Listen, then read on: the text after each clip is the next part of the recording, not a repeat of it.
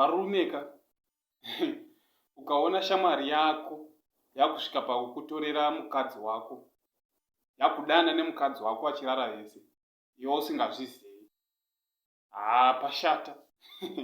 Une huchiri ushamwari. Fake friends. Fake friends. Aya dzimwe shamarika. Apa ndo uchiti ndine wangu wepamwe, shamwari yangu yandinoudza zvese. Apa nerweseri ari kudii? Ari kudhiga. Ari kuchochora mukadzi wako. Ari kutora mukadzi wako usingazvizivi. Guys, mahwani pakaipa. Sasa ndapinda munyaya ndoda kuti kwaZoe Mese munofara here guys? Kwese kwamuri. Nyaya iri pano yakamira yakadai. Pane murume wekunyanga uko, aiva neshamwari yake. Saka ari kuti ndakazoona kuti shamwari yangu iyi iri kudii? Iri kurara nemukadzi wangu kwegore. Guys, zvinhu zvacho naka zvosedza hazvo, but zvinhu zvitori serious. Shamwari yake yo munozviona sei varume?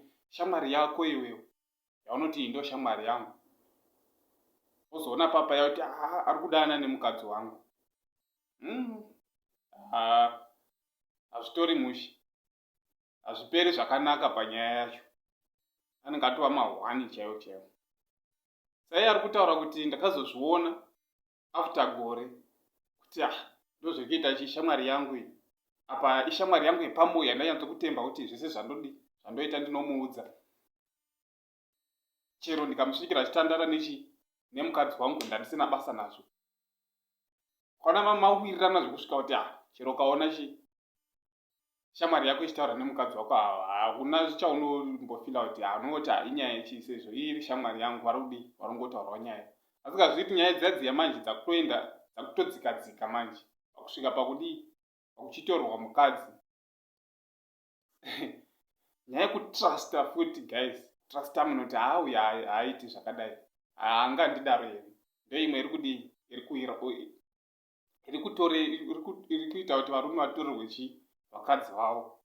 Nowanyanyobhiliva munhu so kuti uyero ndogona kutomusiya nemukadzi wangu ndichienda kwandinoenda, hapana zvanodii, ingori friend yangu, hapana paanga achazotsabhura mukadzi wangu. Ndo zviri kuitika guys. Saka nyaya yacho ndo yamuri kuona pasaidi apa. Nyatsai kudii? Kuiverenga. Nyatsoona kuti zvinhu hazvinamira mushe kumurumewo wokutorerwa mukadzi neshamwari yake kwegore.